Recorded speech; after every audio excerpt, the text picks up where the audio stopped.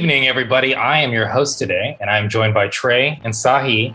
So this was a fantastic week of sports. But first, Trey, how you doing, man? How's your week? I'm good. Day off today. Day off today. Shouty in the building. Okay, that's right. Nice and relaxed. Sahi, how about you, man? Hey, same. I was off too. So you were both off? Yeah. You bums. Yeah. I'm jealous. All right, good. All right, y'all are well rested then. Let's get it. All right, we're going to start off with a very, very simple topic. We talked about it last week, and that is the Bucks won the finals. The Bucks are the champions. Giannis held it down. We don't need to comment anything specific. Just what were you feeling about it? And you know what? Normally, I throw it to Trey first, but Sahi, man, how was the NBA Finals? We saw the finals. We saw the finale. Obviously, the Bucks won. Giannis came to play. Middleton came to play. It was a fantastic win, in my opinion, at least watching the Bucks anyhow. So how did you feel about the finals? Yeah, all in all, I'm not a Bucks or Suns fan. So, I mean, I'm happy with either one. They both deserved it. You know what I'm saying? Hard working from the bottom teams that didn't make any crazy moves. They stuck with the guys they had. Whoever won it, you know what I'm saying? They deserved it. I didn't get what I wanted. You know what I'm saying? I wanted to see 7 games. I wanted to see a winner takes all, like they're diving on the floor, elbows, you know what I'm saying? Coaches yelling, getting teed up, game 7. I wanted something like that, but and also I wanted the Suns to win for Chris Paul, so that didn't happen. So, I mean, I'm not mad at all. I'm not happy. It's kind of just like whatever, you know. Good job to Giannis. It was a good NBA playoffs, and you know what I'm saying. They deserved it. So it's whatever with me. Lakers coming back. Best believe it. Oh, don't worry. We're going to talk about that in a minute, Sahi. Oh yeah. I was waiting for the jokes though, but I appreciate it. Sahi with a serious take at the opening round. Let's go. I love it. We need you to take more Mondays off. Man, I'm just playing. Trey, how'd you feel about the finals, man? Overall, I thought the finals were great. I think the Bucks did exactly what I said last podcast. Is they just dominated physically. They were just bigger, stronger, and the Suns did not. They didn't do anything to change that. They didn't come up with any other schemes. They just tried to go on with the same old. They didn't try to build a wall. I thought it was just a bad move on Monty Williams' part. But overall, the playoffs were wonderful. 2 small market teams getting in there, you know what I mean? Saying that they can do it, and they did it. Next year is going to be crazy because you know Phoenix is coming back that much more harder, and in the Western Conference. So this is going to be exciting. I'm excited to see what happens next year. Yeah, okay. Well, you know what? Since Trey, you mentioned next year, we're going to kind of open that up in a second because what you just said to me was the Western Conference. Now, I'm not trying to exclude the Bucks, but we know where the Bucks are, and we know the real competition is the New Jersey. However, having said that, when we look at the West, what we're talking about is a potential healthy Klay Thompson coming back. The Warriors, Draymond Green and Klay have been asking the front office to try to trade for another option. So we'll see from them. We already know they're a solid team. They may not be the favorites, but they're still a great team. Now, but more importantly, we mentioned LA. And the reason why I want to talk about LA is the last couple of days have been interesting. There's been a Russell Westbrook trade rumor. And there's also been somebody who's kind of been fanning his own flame in DeMar DeRozan. He's a kid from LA. And he's very publicly talked about, hey, if you were a kid and you had the opportunity to play for your home city, you'd want to try to do it. So it sounds like San Antonio is going to have a hard time keeping him. So having said that, what do you guys think about LA first? Let's start there. For the Lakers, what do they need to do? Obviously, having a healthy LeBron James and Anthony Davis helps, but what do they need to do to compete next season? We're going to start off with Trey on this one. Trey, what do you think the Lakers need?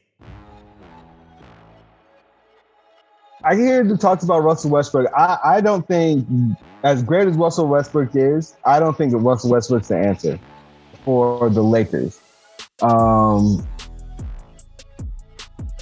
just because of what Westbrook is.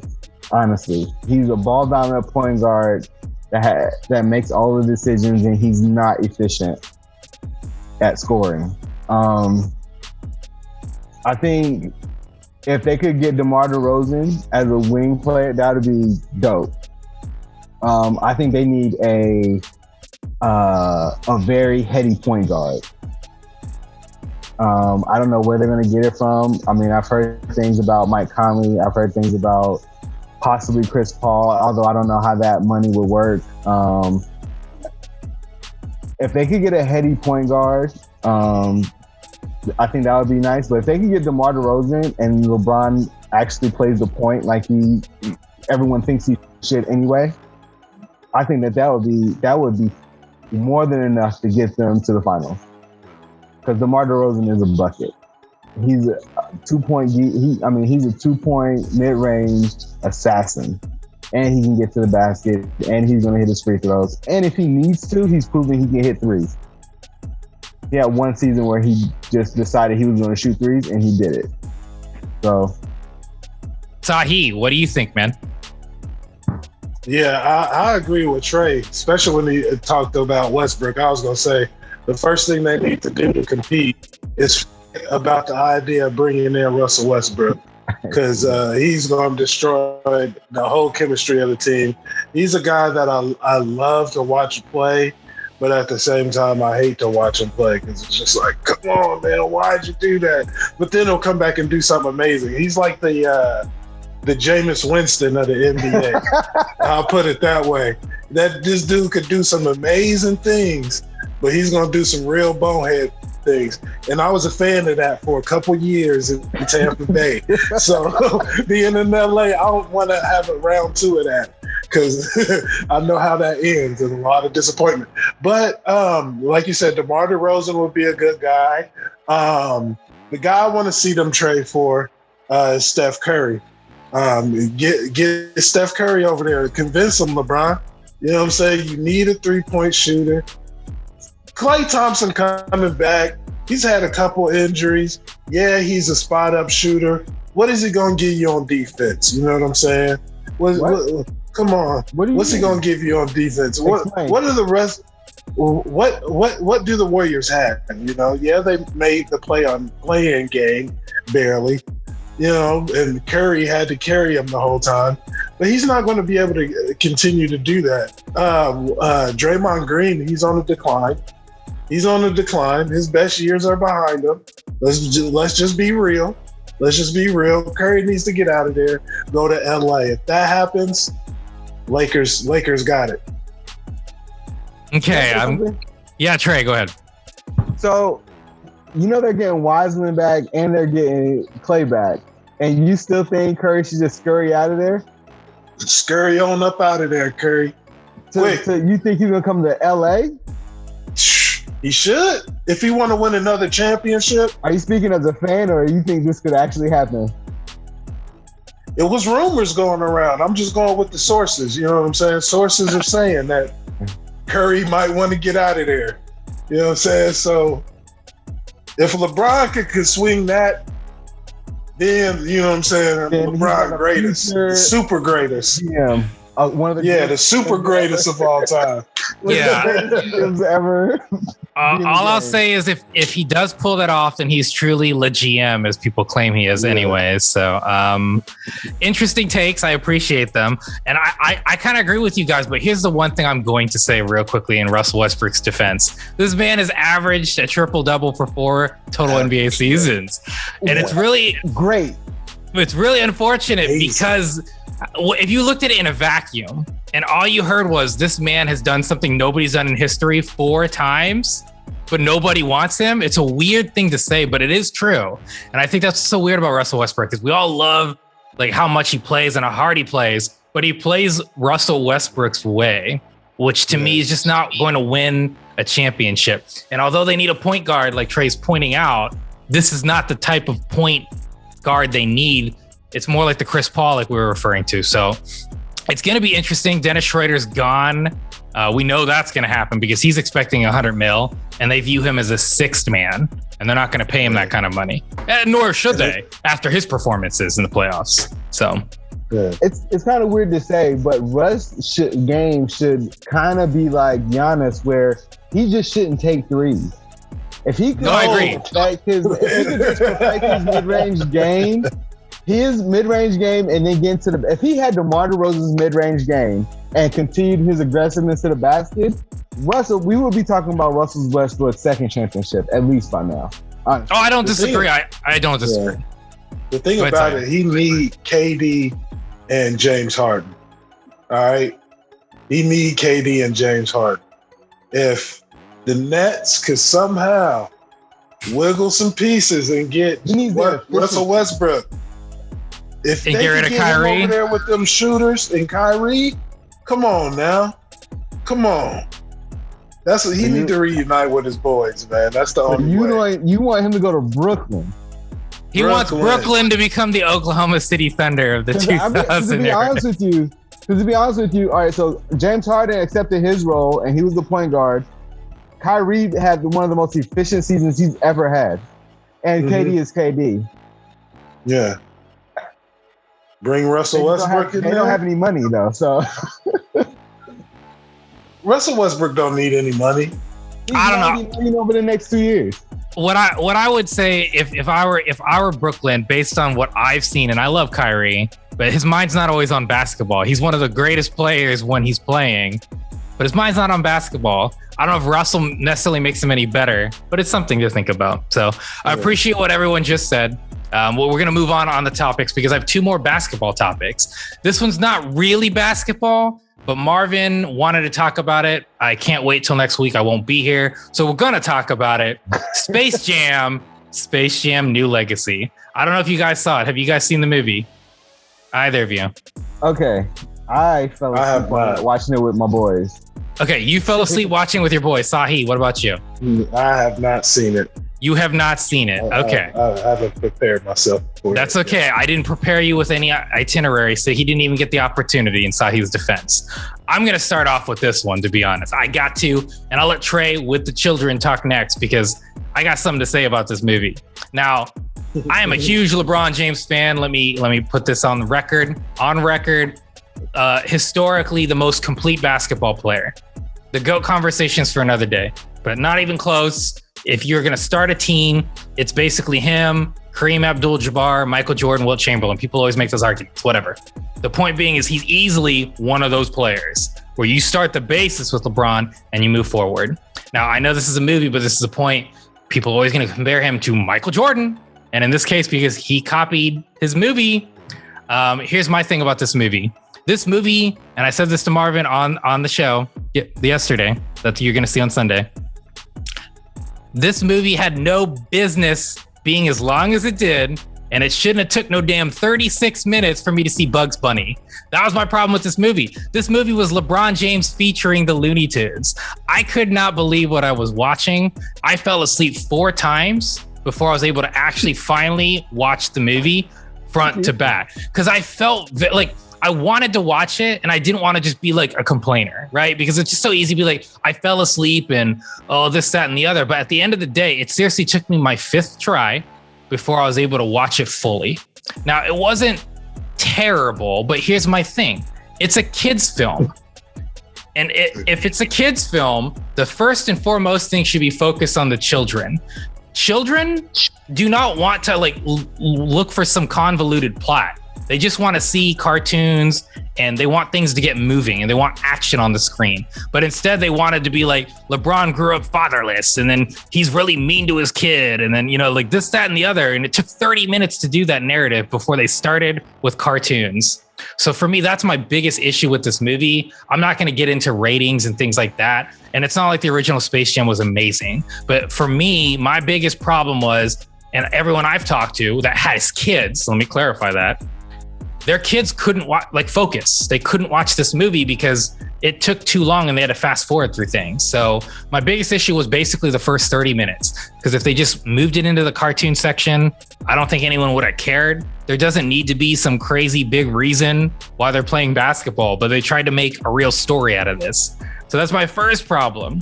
And then my second problem was, at least with Michael Jordan's story in Space Jam, it made sense. He was at that moment retired from basketball, playing baseball. So the story was to get him to play basketball again. There was a reason behind it. Whereas like this movie, for those of you who haven't seen it, such as Sahi, the whole premise was like LeBron James is a dickhead to his son, and that's the story. And then like it's his redemption arc and understanding compassion and like not having to be like following footsteps. So I wasn't a huge fan. LeBron's acting wasn't great. Mike's was worse, but LeBron was on the screen for like 55 minutes.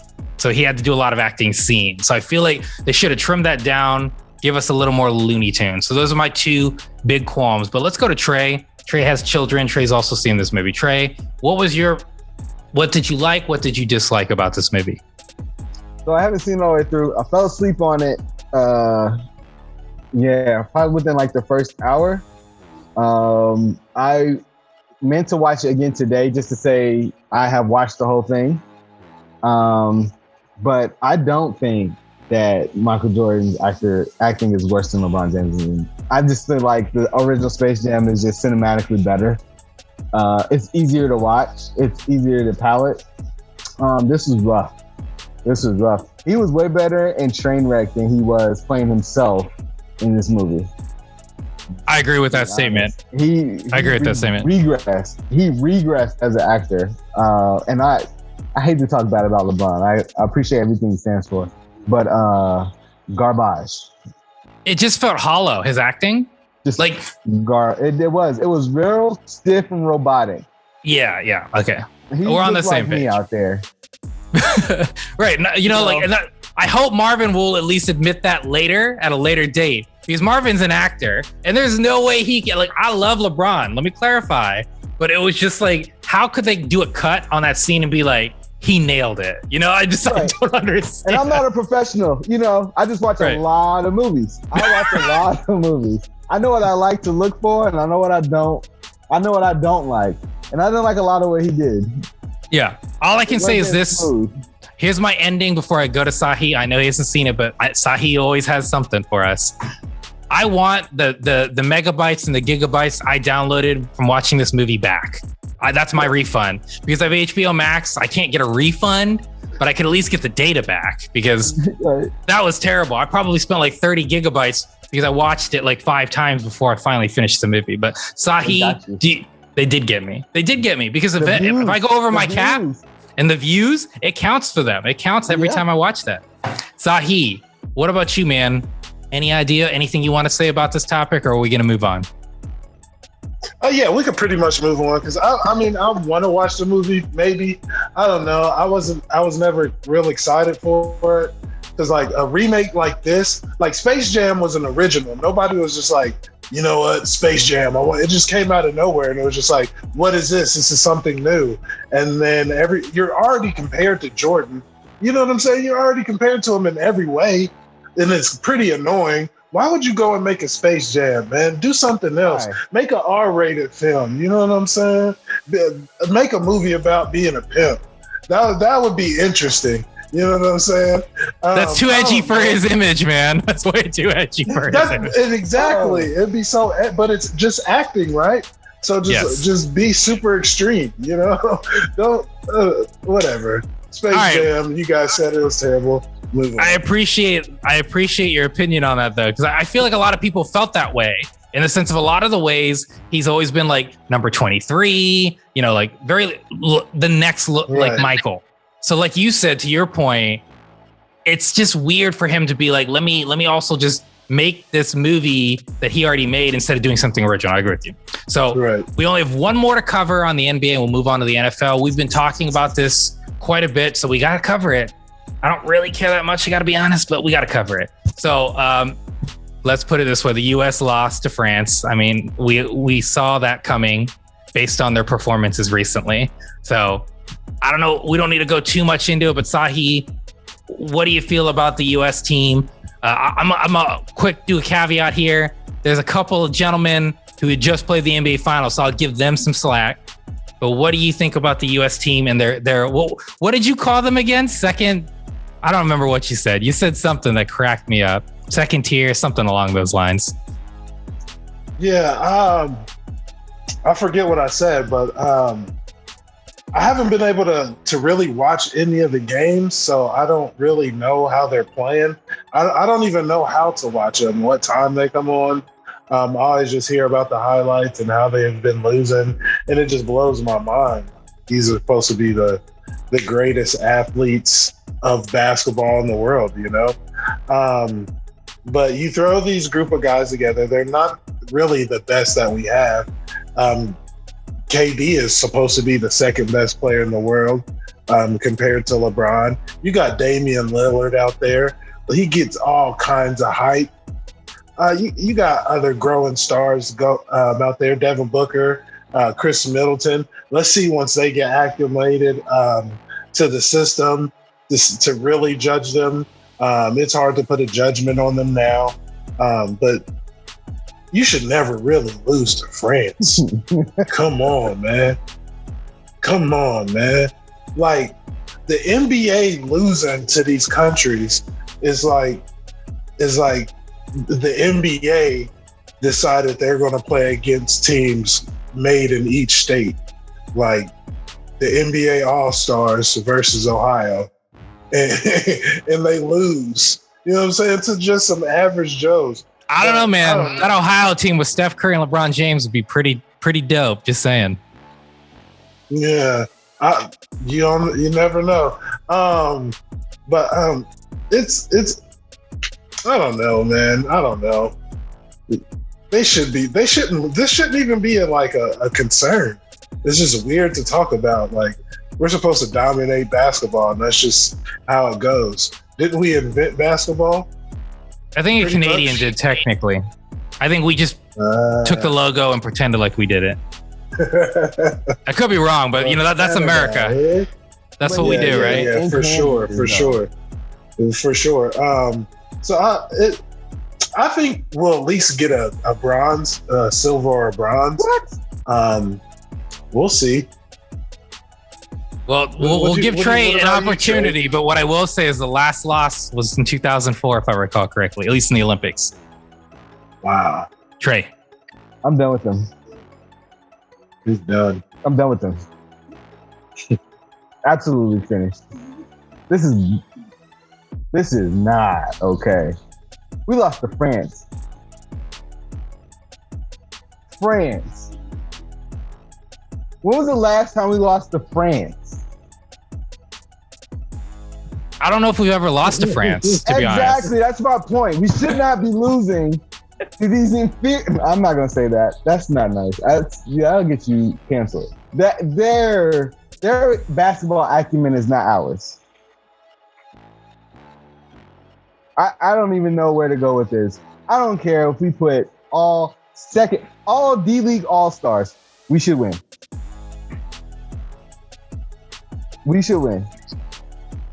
That's just how I feel about it. I don't know what's going on. I saw the highlights. They were just jacking up threes. Mm-hmm. Like, just all misses. Not even trying to run an offense. They even admitted they're not even running an offense. They're running concepts. What? This is what we're bringing to the table? We just decided we was going to throw some last minute stuff together, and we could just fake the funk. We're going to have another redeem team on our hands, and I'm really going to go off. That takes it serious. Well, here's I agree with you, Trey. I think, and I'll make a quick stat to go off of your point.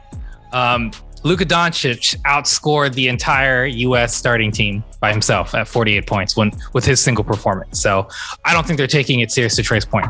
One of the things I will point out is Coach Krzyzewski, when he was the coach, lost one time and went like 106-1 or something. And Greg Popovich has lost 6 times in international play. The other thing I've heard rumors is, to the concepts points of Trey, they've been playing basically San Antonio offense. So a lot of the basketball players on the team are not happy.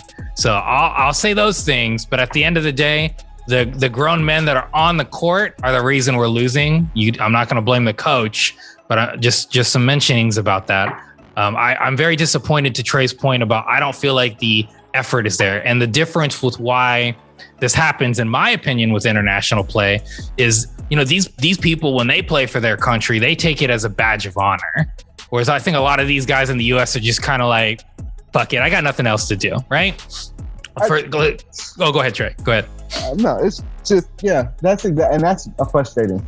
That's extremely frustrating. They're doing it for publicity, is what you're saying. Yeah, that's how I feel.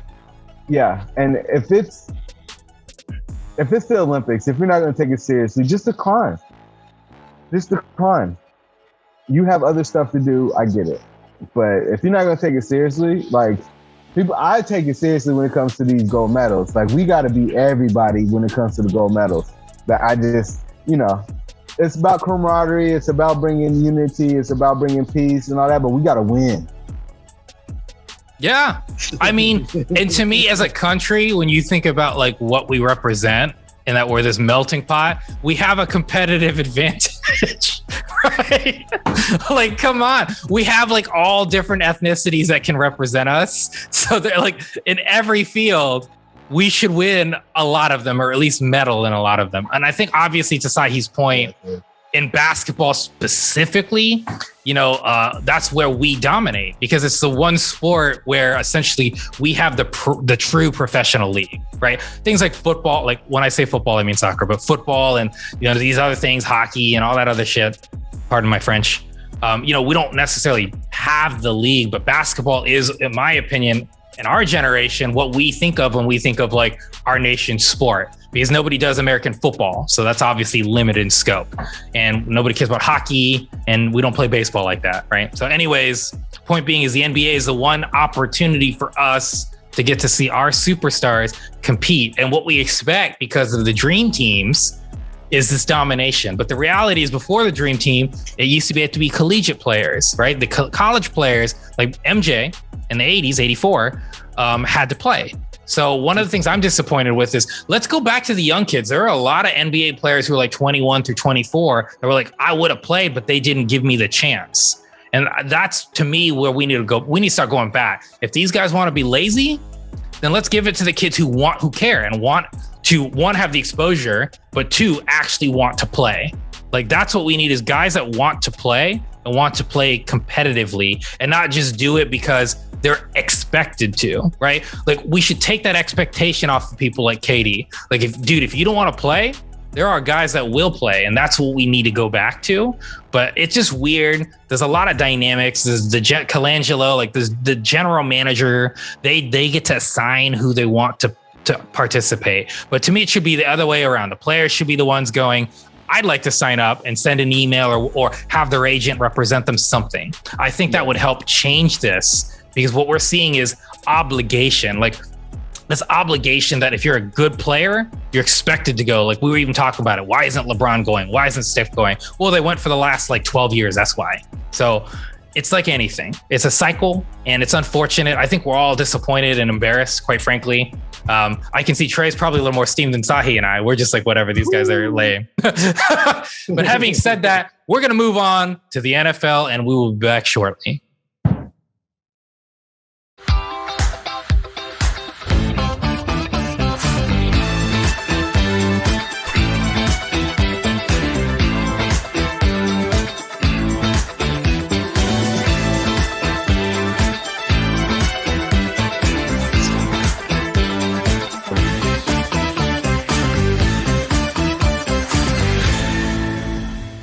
Welcome back, everybody. We're going to hit the NFL, and I wanted to start off with what we talked about last week. Aaron Rodgers, will he play another down?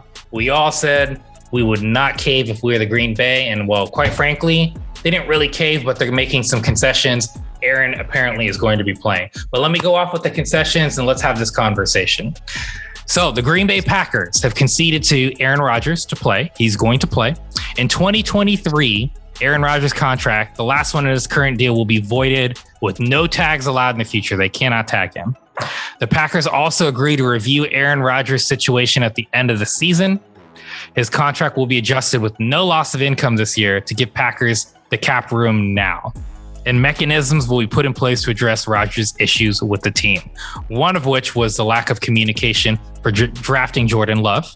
The other actual demand, which is kind of weird, but it's going to work out in their favor anyways, is Davante Adams. He actually wasn't willing to negotiate with them, and he went off the table. And after today's announcement, apparently Davante Adams is back to the negotiation table. So it sounds like paradise, although Randall Cobb is apparently a new demand.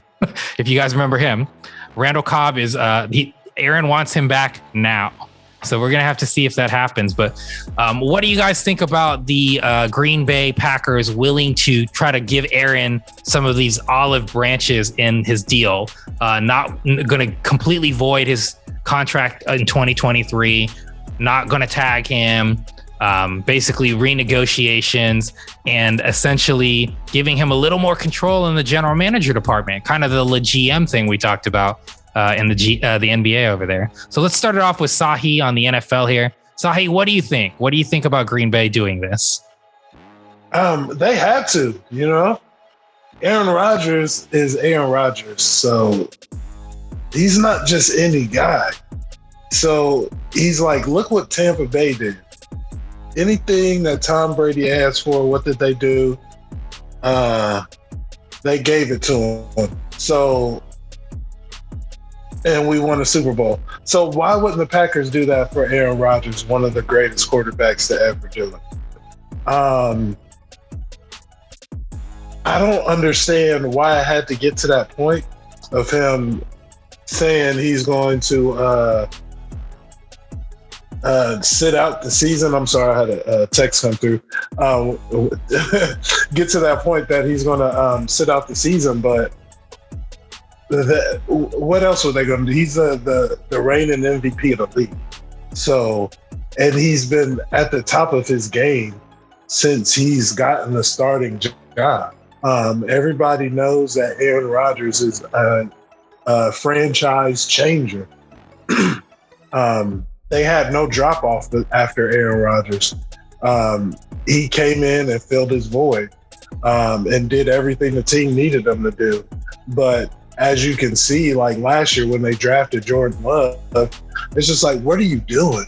Like, Aaron Rodgers needs help. You got the team now. You're supposed to be doing whatever. You're wasting his years otherwise. And I think that's what he was getting around to, is saying, you guys are wasting my years if you don't do what I need you to do. So it sucks for Green Bay that they had to do that, but it's Aaron Rodgers, man. Hey, Trey, what do you think? I think Green Bay won. They won. Yeah. I mean, they held his contract. They held the rights to him. It sounds like they got a break on the cap hit. So they got a break on the cap hit. They got to bring back a player that Aaron Rodgers is comfortable with, who's a producer, who's with the Cowboys right now. He forced them into locking in Davante Adams. Duh. He's a top 5 receiver. And he's a franchise player that doesn't grow on trees. Of course you work something out with him. Like, you'd rather him be happy and winning than upset and create a media circus, threatening not to play so he can get out, which in the worst case scenario, you have to throw Jordan Love in there and see what he's got. They won. Aaron Rodgers folded. Good. Now we can get on with the rest of the season and trying to win games. I'm good. The crybaby act worked for him. He finally got what he wanted, which he deserved anyway. It's not like he was trying to make the team worse. He wants to win. This is how he sees them winning. It works. Yeah, no, I find it interesting. Here's what I will say. I agree with both of you gentlemen. Green Bay basically had to do what they had to do, and they won. But to Trey's point, what Aaron Rodgers really wanted was in the best interest of the team. The only thing I will say that's kind of interesting is the concessions they're making basically leave Aaron Rodgers a free exit, right? Because he's going to be playing for this year and then next year. And then he's losing, they're voiding 2 years. So he does get to just walk away. But if they lock in Davante Adams to Trey's point, easily a top 3 wide receiver in football, right? You can argue the best wide receiver, at least statistically last year. He's stuck. Like, he can't leave like Aaron can leave. I'm sorry, like he can't. And then you got Jordan Love, the guy you're grooming. So you're going to guarantee your potential quarterback, if Aaron leaves, with a top 3, if not the best wide receiver in football. And you're getting a happy quarterback who can win now. I'm a little surprised this all went so swimmingly, right? Because there's so much drama, as we were talking about this week after week after week. And it's basically just going to be a clean, like, okay, your star receiver is going to sign with you again because you're just folding to the guy who had like legitimate issues, right? So very weird saga. It seems like it's closing. And I'm happy for football because I feel like nobody loses in this situation. The Green Bay fans get what they want. Aaron Rodgers at least will, for now, get something that will make him feel satisfied, and they're going to be a competitor, which is what we all want. To me, Green Bay Packers, I'm not a Packer fan, but for me, since I've been a kid, with Brett Favre and Aaron Rodgers, they've always been competitive. And I didn't want to see them Aaron Rodgers just sit out and then Jordan Love come in and stink it up and then waste a couple years of Aaron Rodgers' career. So interesting story. Kind of glad the drama's over with, but we're about to go into a bigger drama hot seat. Deshaun Watson. We've been kind of avoiding it lately, but it's football time and we can't avoid it anymore. I'm not going to talk about the allegations. I'm just going to talk about the demand. So Deshaun Watson still wants to be traded. He reported to training camp. Having said that, the Texans do want to trade him as well at this point, but they're asking for 5 high picks and starting caliber players, according to league executives, 3 of them. So do you guys think that's a fair trade to go for Deshaun Watson, given the circumstances? Follow-up question, regardless whether you think it's fair or not. Who do you think is his best fit? We're going to start with Trey on this one. What do you think about this whole Deshaun Watson thing? Do you think 5 draft picks and starting caliber players is a fair trade for arguably a top 3 quarterback? Yeah, the quarterback. It's Deshaun Watson. It's not just the quarterback, it's Deshaun Watson. I mean, he poured syrup on shit and made it look like pancakes. You know what I mean? Like, I mean, yeah, you have to make that. And I don't know, because they haven't been open and forthcoming about this investigation and what's going on. So you don't really know. But in football, and obviously, I hope that none of this is true. I hope that it's like a money grab. I hope that it's something that he can bounce back from. But in football, if he could play, they'll make concessions. That's just true to the NFL. I don't know where he goes. I mean, I haven't really. Carolina would be a nice spot for him. The Denver Broncos. Ooh, if he went to Denver, that would be nice. Yeah. Pittsburgh. Deshaun Watson in Pittsburgh. Ben Roethlisberger's out of there pretty much. I mean, he's past his prime. Like, perfectly. I mean, there's plenty of teams that would want his services, and he's clearly a genius quarterback with incredible athletic ability. So that's just where whoever picks him up, they're getting Deshaun Watson. Yeah, I'm with Trey. I'll say this much though: if you kill your pregnant girlfriend, I feel like that's the only time you get kicked out of the NFL, or if you hit her and you get caught. Sahi, what do you think? Do you think that's a comparable trade? Like, again, not allegations withstanding. We can't know if this is true or not true, or if he'll be serving time from the NFL for like I forgot the name of it, but basically where it's like the moral bullshit where they'll suspend him potentially. Do you think getting 5 high picks in addition to starters is worth in my opinion, easily a top 3 quarterback? I mean, I'll put that max two firsts, maybe a second, a third, and a fourth. How many is that? 4 picks?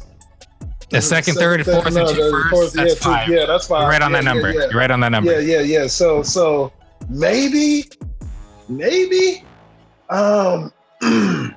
Man, I love Deshaun Watson's game. I think that would be a good little package.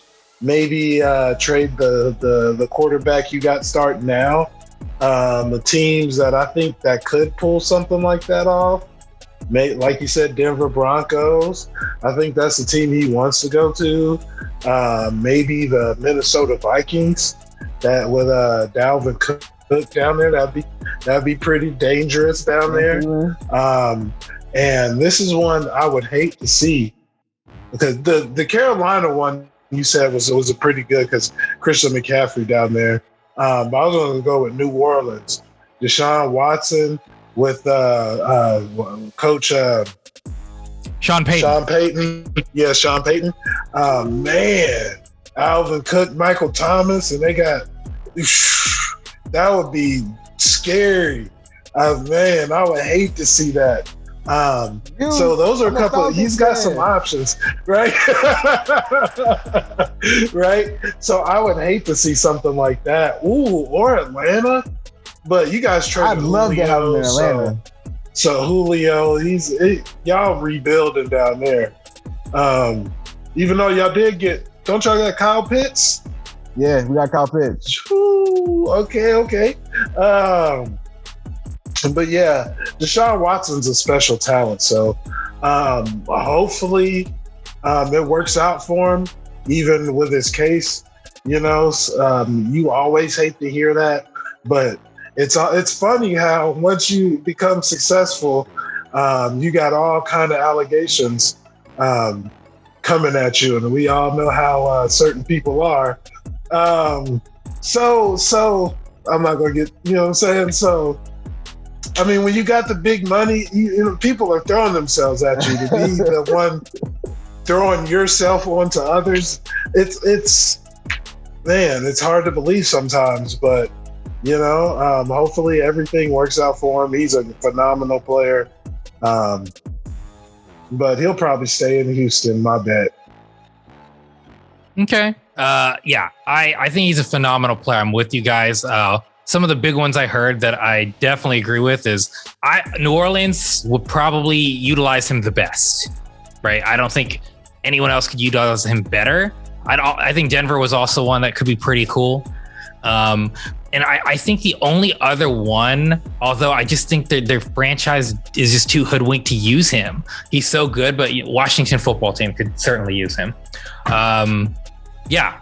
Again, we're not going to get into allegations. 22 women is a lot, but it's not for me to say anything about it other than Deshaun Watson had a phenomenal year, 5,000 yards, as Trey said, the pancakes. He made pancakes out of something that shouldn't have been pancakes. He's a phenomenal quarterback. And anytime he had any sort of interview, he always seemed very humble and very open with the media. So all I can say is I hope if these allegations aren't true, that nothing really realistically happens to him in any capacity, but we don't know yet, and we won't know for a while, right? We're gonna have to let all the legal stuff happen, but we all know that Deshaun Watson not playing football is definitely not good for the NFL, at least while this is open-ended. So a little disappointing. I got two more things we're gonna talk about. The next thing is gonna be about COVID. I don't know if you guys have been seeing, but quite a few NFL players do not want to take the vaccine, and DeAndre Hopkins, one of my favorite wide receivers, being one of them. So we're at a position where the players are saying, I will not play if I have to take the vaccine. All the coaching staff is required by the NFL. What do you think is in the best interest of the league? Because we talked about this last week about the potential for these teams to just take losses. And that's been announced that if there's a COVID outbreak, they will suffer a loss and then move on. So what do you think these teams should be doing to try to change those vaccination rates? Some of them the league average right now is 68%. And in most teams are at 85 or higher. For instance, the entire AFC North are at 88%. So they're not going to be dealing with these COVID problems. So what do you think these teams should do? I'm going to start off with Sahi. Sahi, what do you think these teams need to do to try to get these players to kind of come around? I don't know. It's a touchy subject because these teams are paying some of these players millions of dollars. But on the same token, you don't own these players' lives. So you can cut them at any time. They can decide to quit. They're not going to play football forever. So they have to be able to have the ability to think about life beyond football. So and at the same time, nobody's guaranteed to be in the NFL. So it's a touchy subject because you can take one wrong hit and never play again. You know what I'm saying? Even though that's really rare nowadays in football, but it can happen. So it's a really touchy subject, and it's hard to be like, hey, the teams need to make these players do it, or like, you know what I'm saying, if you're going to play here, because there's just so many factors that go into it. So it's kind of like you just have to let each person do it how they may, and then just let the consequences fall out if it does come to that. And you know what I'm saying? It's one of those things, you're damned if you do, damned if you don't. So you kind of just got to let it play out how it will. Yeah, I agree with you. I'm just, could you imagine you have a superstar and then they're just basically not going to play? What do? You don't do anything, to Sahi's point. Trey, what do you... Yeah, if it's... Oh, go ahead. I was just saying, if it's a superstar, I feel like the league will try its best to sweep it under the rug. So, you know what I'm saying? Right. Because it's all about ratings in the first place. That's why they're saying all this. So anyway. Sure. Trey, what do you think? I don't really know what to think about it. Obviously, these are professional athletes. They sign a contract. Like I said in the last podcast, they're not regular. So if you're going to decide not to take the vaccine, then you have to do everything in your power not to catch it. Although I will say, in Vegas, I'm not sure where I got the numbers from. I'm kind of funny on pushing this, but most of the people that are getting hospitalized now with the new variant are the people that have had the vaccine. So, whatever your reasoning being, you have to stay safe. And if you're going to be in the NFL and you have to pay, whether you have the vaccine or you don't have the vaccine, I feel like it's your job and you're getting paid the big money to put yourself in a isolated situation where you have at least contact with the other people as possible, because the rules are stating that you are going to take that hit. Either way, you're going to take that hit. So it is in your best interest to do what you can do for yourself and for the team to make sure that you stay healthy and safe, however that falls.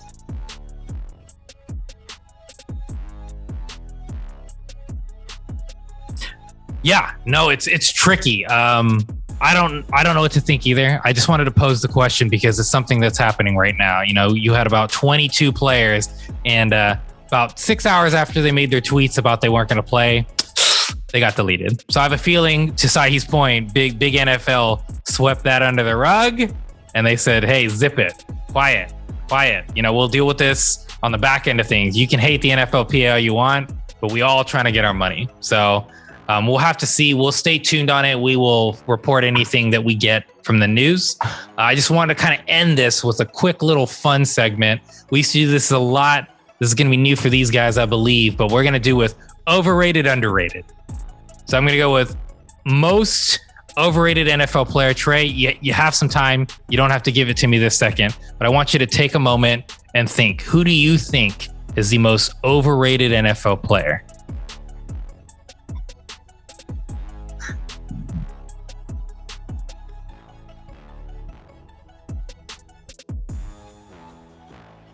If you need a little more time, I will go first. No problem on that. Go first. Okay. To me, this is not going to come as a shocker, but I'm going to go with a tie. I hate to do this because I said most. I'm going to go with Otto Beckham Jr. as 1 and Carson Wentz as number 2. Carson Wentz is going to be starting it for the Indianapolis Colts, which is absolutely disgusting to me after his performance last year, and quite frankly, in his career. let's be honest, he didn't win a Super Bowl. Okay, his team did. He didn't win the Super Bowl. As far as Otto Beckham Jr., now I'm not saying he's not a fantastic athlete. I'm not saying that Julio Jones is better because he is. But what I will say about Otto Beckham Jr. is he had more drop passes than broken tackles over the last 3 years. Is he still have the potential to be what he used to be? Sure. But I don't know where people I'm not going to say Jarvis Landry is necessarily better than him. I think that's a stretch, but I don't believe that he is the playmaker he once was. So I just think he's more so his name at this point than his actual skill set. Because that's all I was hearing about the Cleveland Browns is, they don't have Otto Beckham Jr., this, that, and the other. And when he comes back, and don't get me wrong, when he comes back, he'll make an impact. But I don't believe he is what we talked about earlier, Devontae Adams level. I don't believe he is at that DeAndre Hopkins level. But I feel like his name still has that value to a lot of fans. But to me, Otto Beckham Jr. and certainly Carson Wentz would be my most overrated. Trey, you got one? Yeah, and it's kind of going to be weird because I just talked about how he doesn't grow on trees, but I think Aaron Rodgers is extremely, extremely, extremely overrated. I think he's a great quarterback, but I don't think, as far as winning and big moments, and he's had some come behinds, but he doesn't have come behind victories like you think he should have. Okay. I was listening, and I got that point from today listening to Colin Cowherd, and it makes sense. It makes a lot of sense. Okay, Aaron Rodgers. Yeah. Okay, Sahi, how about you? Who do you think? Man, this is tough. I can't really think of a lot of people that's overrated. I got one. Baker freaking Mayfield is overrated. they talk about him like he's the next one to blow, and he's just a system quarterback.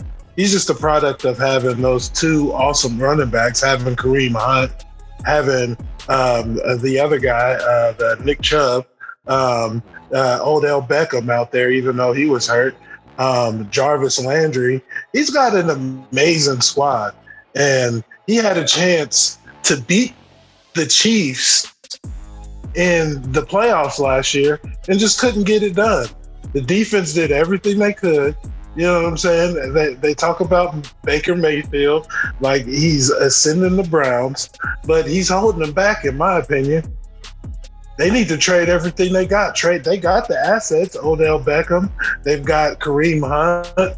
They've got picks. They can trade for Deshaun Watson if they wanted to. Send Baker Mayfield to Houston. I talked with my friend. He's a Browns fan, and he loves Baker Mayfield. And I'm like, you wouldn't want Deshaun Watson over Baker Mayfield? And he's like, nope, Baker Mayfield's our guy. And I'm like, you idiot.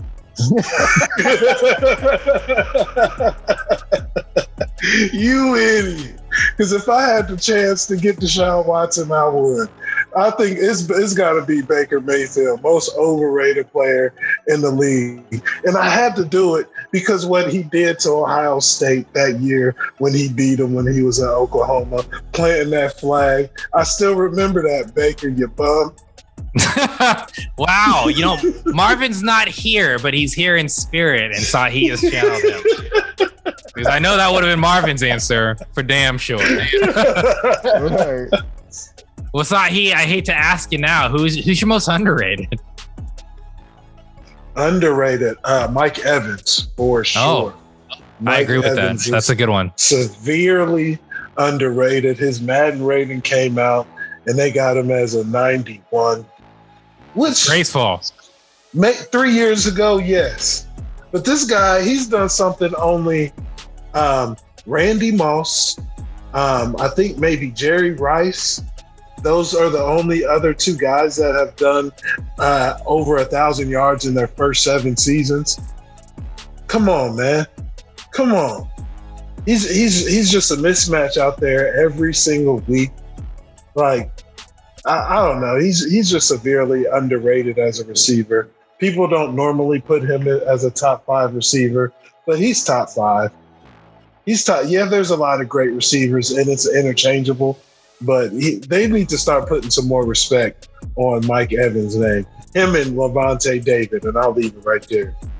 I'll say this much. Mike Evans is only 27, and it's crazy to think about how good he's been as soon as he came into the league. So I definitely don't disagree with that thought. He's certainly underrated. Trey, how about you? Who's your most underrated NFL player? What's my guy that just left the Lions that played for Georgia? Matt Stafford. Matt Stafford is the most underrated quarterback I've ever seen in my life. I feel like he is. All he does is go out there and throw dimes. You know what I mean? And throwing them to who? And what? I'm glad he's going to get this year to finally express or finally show what he's been able to do. And he's in a bigger market. He's got 10 televised games this season as opposed to nationally televised games as opposed to 3, maybe 2. Thanksgiving for sure that he had in Detroit. And I feel like he's really going to use this opportunity to take off. I hope he does. Well, I'll say this much. If he doesn't, I'll be very disappointed because ever since Georgia, he's been a gunslinger. He's like Brett Favre. He's an Iron Man. Dude plays injured, fantastic arm, and he's on one of the best teams in the league. And the only thing that was holding them from winning was Jared Goff last year, quite frankly. So this is his time to shine, but he's also it's going to be a hot seat. They lost a lot this year, though. They did lose a lot. They lost. Oh, that's fair. Their first and second running back. They lost their starting strong safety. They lost their third DB. They lost they lost the defensive coordinator. They lost a lot this year. They lost. They did. Linemen. They lost a lot. So I mean, they're almost reinventing themselves because they lost Aker to that Achilles, and they lost their second back to Mike to where he went, the Dolphins. Dolphins. He went to the Dolphins, and they have no first picks anytime soon. Right. After that Jalen Ramsey trade. So they're not going to get much better. So they're going to have to do something now. Got to figure something out, but they lost a lot this offseason. But I mean, to your point, and I've always said this too. I know Marvin's here. We went from Marvin would agree with you to Marvin disagrees with you. Marvin hates Matt Stafford, but to me, Matt Stafford has always been top 5 quality quarterback. But this is his time to prove it, quite frankly. He has the chance. This is his chance. I'm going to go off with this. Jamison Crowder is my serious answer. He's been with the Jets for the last 2 years. He played for Washington the previous 6. He averages 12 yards per carry. And honestly, I really expect that Zach Wilson's going to rely on this kid. He's going to have an opportunity. I hope he'll use it. But the other thing I will always say is the most underrated player year in and year out, I've said this to Sahi a million times, is Tom Brady. Tom Brady is always the most underrated player in existence. Year after year, this man has never been first team All-Pro. Can you believe that? This man has never been first team All-Pro. He's been second team All-Pro. He's been second team, but he has never been first team All-Pro. No, Trey, I get you shaking your head, but that's what I'm trying to say. He has never been first team All-Pro. He's been second team All-Pro. It's because he played with Peyton, and every single year in and year out. Remember, in the NFL, it is harder than the NBA because there is only one All-Pro in these positions, and he has never been first, which is insane to me. He is fantastic. I was a Tom Brady hater. I think Trey mentioned it. And I think we converted at the same time. It was that moment when he won that Super Bowl last year that Sahi had been telling us all year he was going to win. But to me, he's the most underrated just because year in and year out, we was always like, all right, him and Belichick had this symbiotic relationship and this, that, and the other. But like, quite frankly, Trey said something earlier about Deshaun Watson, and I'm not trying to put that pressure on him, but there were many years Tom Brady made pancakes out of some stuff he shouldn't have been making pancakes out of, quite frankly. When we're talking about his best wide receiver, because I refuse to say Randy Moss. He didn't even get an opportunity to really play with Randy Moss. When his best wide receiver is like Wes Welker, and what was that other white boy? I don't really care. It doesn't matter. I'm not talking about Gronkowski. He's a tight end. He doesn't count. What was the other white boy? He just retired. Julian Edelman. Thank you. Yeah, and Amendola, Danny Amendola. Those are his 3 best wide receivers when you don't count Randy Moss for the couple years he had him. That is crazy to me that he's had such a historic career. Having said that, we're all fans of the NFL. Anyone can disagree with my underrated, but quite frankly, to me, this man does not get the respect he deserves. And he didn't even have a preseason to train with this team. And his coach made him play a way he doesn't even like to play. And he's like 70. He shouldn't be throwing the deep ball, but they're making him throw the deep ball. And they still won in spite of all of that. So this man deserves some respect. Put some respect on his name. Unfortunately, even though he has 7 Super Bowls, he's still not revered as the best quarterback. People are still talking about everybody but him, man. This whole Aaron Rodgers thing. To Trey's point, I'm gonna jump on Trey's bandwagon now. Aaron Rodgers is overrated because people talk like he's better than Tom Brady, and that's disgusting to me because he doesn't win. To Trey's point, that man just throws no interceptions, but he don't win. All right, you can't blame that on the defense. You blame that on the guy for like trying to be cerebral and not throw picks, but not do enough to win. I'm gonna call him the greatest Trent Dilfer of all time. And on that note, Trey's so pissed. He already told me he didn't like that last time. And on that time, we go in the wire. Shots fired. He trade Trent Dilfer for 2 weeks in a row catching strays. And we will see y'all next week. Have a good one. He doesn't deserve these kind of accolades. No, he doesn't deserve any of these accolades. That man had a terrible career. And you know what's funny? The thing he's going to be noted for most is being picked extremely early, right? People were talking about Trent he was going to be some great player, and he did get picked early, but he was, he never came out of nothing. Mel Kiper thought he was going to be the greatest quarterback of all time, man. It's pretty crazy. Yeah. It is Mel Kiper, but that's what I always found interesting is Trent Dilfer was like highly recruited, highly scouted, and the only reason he won is because Ray Lewis had to carry him. You know what I mean? Like, it's crazy to me. Crazy to me. One of the greatest defenses ever. And I will refuse to say anything about Tom Brady. There'll be no Tom Brady slander ever. Thank you. Relegated to that. I made that promise to myself. I could. But you really can't say anything. Like, because it's like, every time you say something, all you have to do is say 7 championships and he won one without Belichick. Like, what? They were 7-5 at one point. You guys were 7-5 at one point, and he pulled that shit together. He did. Frustrating because I had a championship. I didn't think we were gonna do it. I was doubting, but now like you guys said, you just can't doubt Tom Brady anymore. No, you can't. Yeah. I'll never doubt him. And also to Trey's point earlier, basically, if you're good enough to wipe it away, man, Ray Lewis killed a guy and we don't even talk about it anymore, It's all good. He brought a knife to a gunfight, won, and got off. No. He threw away a white tuxedo that had blood on it and said, I didn't do it. And they're like, all right, well, you could have been scared, Ray. No. Come on, man. But that's the point with the NFL, to Trey's point. As long as you're good enough, they'll make an exception. Sweep it right under the rug. That's right.